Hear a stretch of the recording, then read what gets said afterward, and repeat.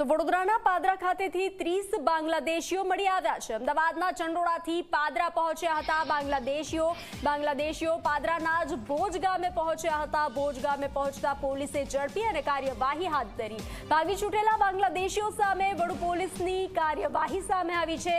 6 પુરુષ 9 મહિલા અને 15 બાળકોનો સમાવેશ થાય છે। તો અમદાવાદના ચંડોળાથી આ બાંગ્લાદેશીઓ પાદરા પહોંચ્યા હોવાનું સામે આવ્યું છે। ભોજ ગામે પહોંચતા પોલીસે તેને ઝડપી અને કાર્યવાહી હાથ ધરી છે। ચંડોળાથી પાદરા પહોંચ્યા હતા આ બાંગ્લાદેશીઓ પાદરા ભોજ ગામે પહોંચતા પોલીસ સતર્ક બની હતી। પોલીસે તેને ઝડપી પાડ્યા હતા, કાર્યવાહી હાથ ધરી હતી। તો ભાગી છૂટેલા બાંગ્લાદેશીઓ સામે વડુ પોલીસની કાર્યવાહી સામે આવી છે, જેમાં 6 પુરુષ 9 મહિલા અને 15 બાળકોનો સમાવેશ થાય છે। જે રીતે ચંડોળા તળાવમાં ડિમોલિશન હાથ ધરવામાં આવ્યું હતું, બાંગ્લાદેશીઓને ઝડપી પાડવામાં આવ્યા હતા।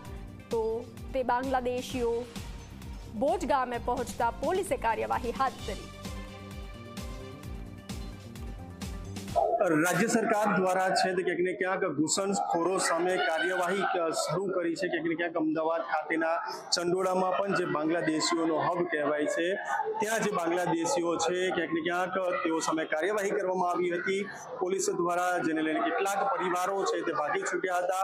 जे परिवारो पादरा तालुकाना भोज खाते आवी पहोंच्या छे, परंतु तेओनी जे आ कामगीरी छे ते वडु पोलीस द्वारा निष्फळ करी छे। ચોક્કસ પ્રમાણે જે રીતે વાત કરીએ તો વડુ પોલીસ મથકના પીએસઆઈ કેડી ભરવાડ સહિત તેઓની ટીમ સાથે એસઓજીની ટીમ, એલસીબીની ટીમ સાથે તમામ ટીમો એકત્ર થઈ અને ભોજ ગામે જે તપાસ કરવામાં આવી હતી, જેમાં 30 જેટલા જે બાંગ્લાદેશો, જેમાં બાળકો, મહિલાઓ અને પુરુષોનો સમાવેશ થાય છે, તેઓને ઝડપી પડે છે। આપ સીધા દ્રશ્યો જોઈ શકો છો કે જે રીતે આ તમામ જે બાંગ્લાદેશો છે, જે ચંડોળાના રહેવાસી છે, તમામ જે બાંગ્લાદેશીઓ ચંડોળાની અંદર જેઓની સામે પોલીસે કાર્યવાહી કરી હતી। કેટલાક જે પરિવારો છે તે ભાગી છૂટ્યા હતા, પરંતુ ક્યાંક ને ક્યાંક તેઓની આ જે ચાલ છે તે વડુ પોલીસે હાલ છે બહાર પાડી દીધી। એટલે ચોક્કસ પ્રમાણે જે રીતે હાલ જે સ્થિતિ જોઈ શકાય છે કે તમામ જે બાંગ્લાદેશીઓને વડુ પોલીસ મથકે લાવવામાં આવ્યા છે અને કાયદેસરની કાર્યવાહી હાથ ધરી છે।